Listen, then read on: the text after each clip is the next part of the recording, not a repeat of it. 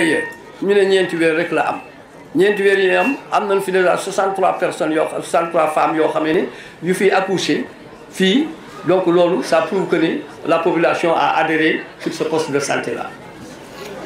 li ko waral it moo di dunoo am ña nga xam ne aussi ñu xam seen liggéey te nekk fi te di ko def it avec succès donc ñu ngi leen ci sant di leen gërëm ñu ngi ñaanal ñëpp nag di dalal ñëpp ci jàmm barka jërëjëf ngeen baal naa. jërëjëf monsieur le délégué de quartier. sant population Jaxaaw bi nga xam ne ñooñu woon teg ñu ci kanamu comité de santé d'abord di sant imam yi nga xamante ne bi ñu commencé bala ñoo dugg ci comité dañoo ñëw ne leen dañoo bëgg a dugg ci comité ñaanal leen ndax yàlla def ci barke ñoom ñii ñoom ñu ñaanal kon je pense que seen ñaan nangu na donc bu ñu jógee ci loolu ñu sant suñu délégué de quartier sant képp koo xam ne teew nga fi tey donc ci biir cant boobu nag ñu ciy jiital suñu jigéen Ndeye Astou Fall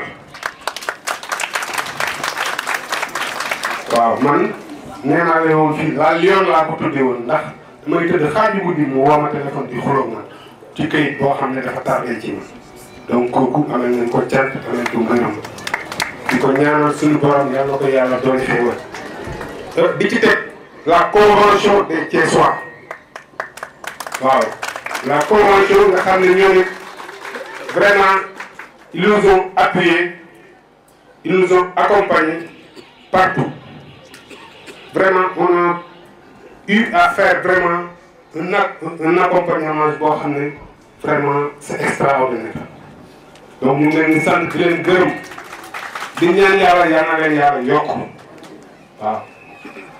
donc personnel de santé bi fi nekk di leen xamante ni man mi di wax ak yéen Ousmane Diakhaté laa tudd man maay président de la convention des Thiessois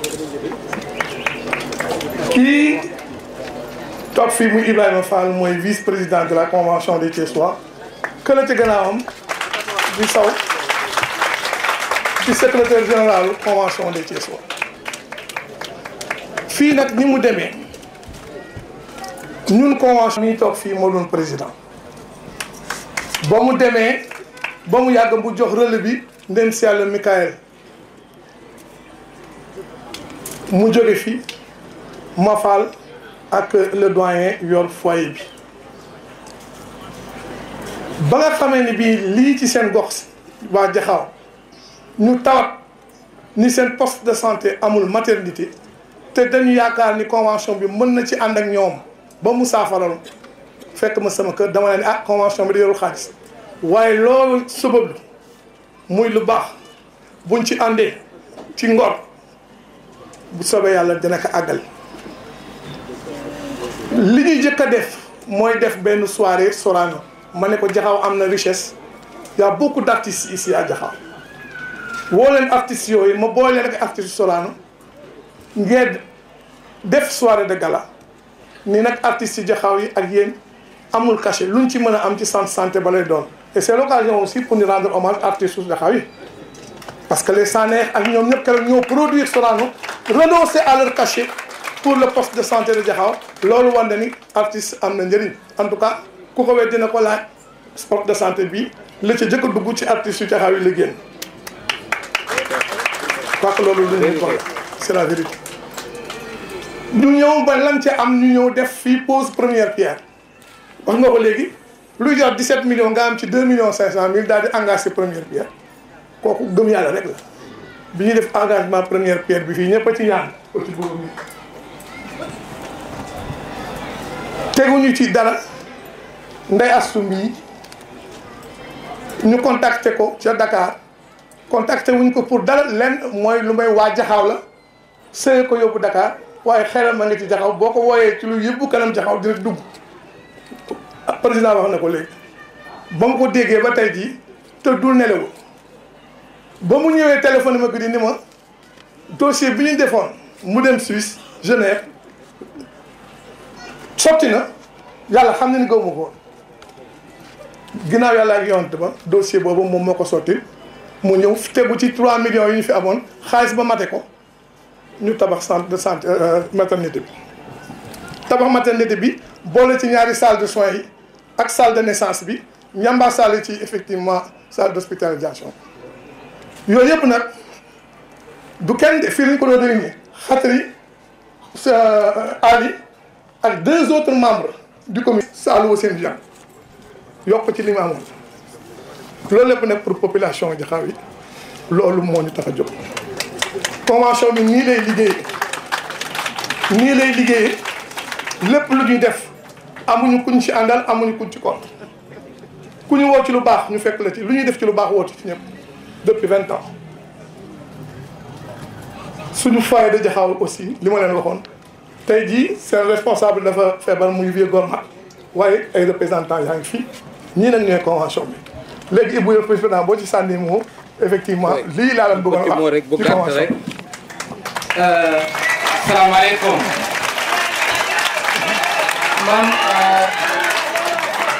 man waa Jaxaaw la juddoo fi la màggee. Monsieur le représentant du ministre de la Défense, Monsieur le médecin-chef de la région de Thiès, Monsieur le médecin-chef de district de Thiès, Monsieur le président du comité de santé, Monsieur Bouba Diakhao, chef de quartier, Monsieur l'imam de la mosquée de Diakhao, Mesdames, Messieurs, chers frères de Diakhao et sœurs, je suis heureux d'être ici aujourd'hui pour participer à l'inauguration de la maternité du poste de santé de Diakhao. Ce quartier qui m'a vu naître. Présent sur ces lieux, je ne peux m'empêcher de penser à toutes ces personnes qui me sont chères, qui reposent tout près de nous. Il y a le cimetière de Diakhao. Je voudrais vous demander de prier pour qu'Allah les accueille dans son paradis.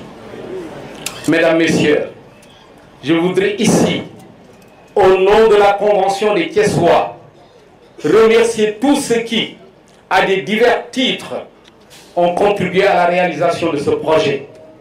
Je voudrais rendre hommage particulièrement à la haute ambition de la direction du poste de santé, ayant perçu cette demande de la population. Par cette extension, le poste élargit la gamme de services de santé offerts aux habitants de Diakhao. Je voudrais rendre hommage à l'engagement des membres du foyer de Diakhao de la Convention des Thiessois. Je voudrais rendre hommage à la participation active des artistes de Diakhao.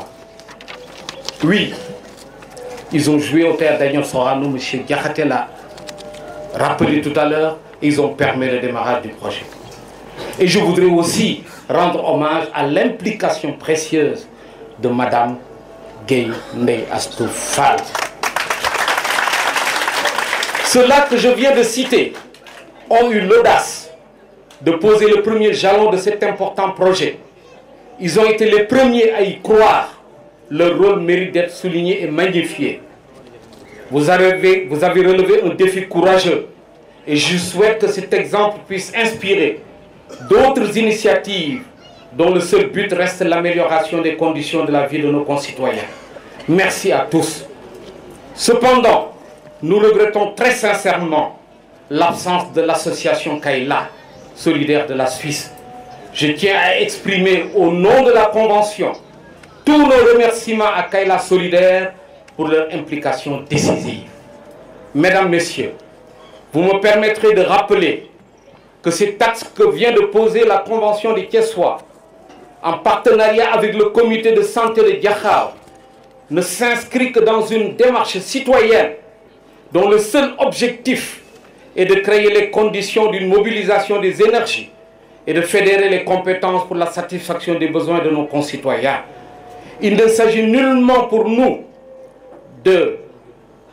Convention des Thiessois, de nous substituer à ceux qui ont la lourde charge de gérer les structures publiques, mais de nous mettre à leur côté pour un appui dans l'exercice de leur mission au service des citoyens. C'est pourquoi la Convention soutiendra toutes les initiatives locales qui visent le bien-être des populations tout en respectant scrupuleusement les principes qui régissent le fonctionnement des institutions de la République et les responsabilités de ceux qui en ont la charge. Partout où la Convention sera appelée dans cet esprit, elle mettra les moyens dont elle dispose et ses compétences.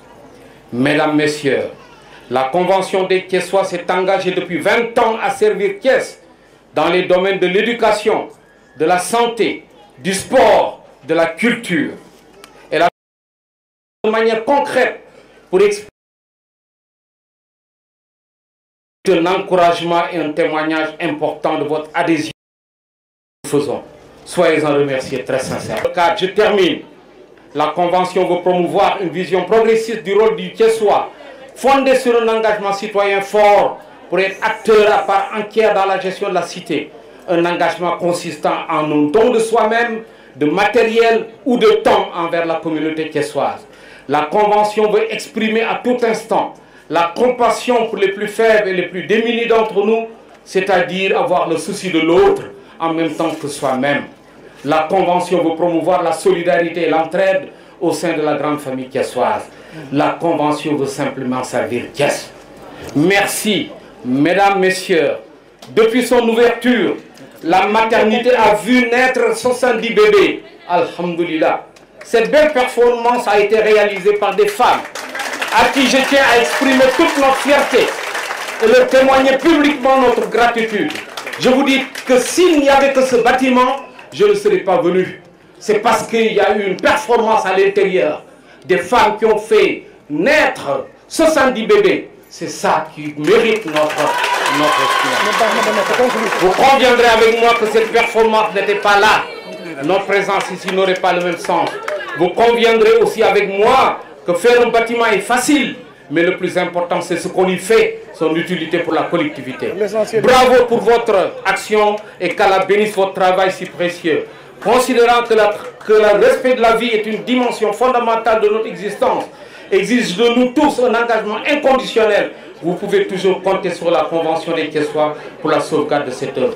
Mesdames, Messieurs, je vous remercie. Donc, Messieurs les autorités locales, Messieurs les délégués de quartier, les autorités étatiques, le médecin régional, le médecin du district sanitaire, le maire de la ville, le maire de la commune d'arrondissement, les notables, l'ICP, le personnel du poste, le comité de santé, le président de la Convention des Thiessois. Mesdames, Messieurs, chers invités, pour vous exprimer le plaisir et l'émotion profonde qui envahissent en ce moment mon cœur, rien ne manque à mon bonheur, si ce n'est l'envie de vous embrasser toutes et tous. Pour vous dire combien je me sens honorée et flattée par la générosité des témoignages que vous avez adressés à mon endroit et en direction de ma mère qui vient ainsi d'être portée au rang des monuments vivants par la population de Diakhao. Aussi, voudrais-je au nom de la famille de Feu Souleymane. Mission bi nan la commencé dañoo def diagnostic bu poste bi xool lépp li doxul mais principalement recettes yi dafa daan woon ñu xool lu ko waral def nañu campagne dugg ci population bi wax ak ñoom dem nañ ba jël ay ticket 100 francs di ko jaay bind ci aider votre poste de santé woote réunion daal di jël l'ensemble des ressortissants et résidents de Diakhao seen contact ci kaw loolu la ñu faat jëm yi nga xam ne jox nañ ko cadeau tey may ñaan population bi ñu tàcc ko ma wax leen ni gannaaw yàlla moom moo ñu sifflé tudd Ndeye Astou Fall ñu dem constater Ndeye Astou dinañ ñëw kanam ci loolu bi ñu constater consulter Ndeye Astou vraiment mu doon femme boo xamante ni mention spéciale. Rendre grâce convention thiessoise ku ko waxul da ngaa soxor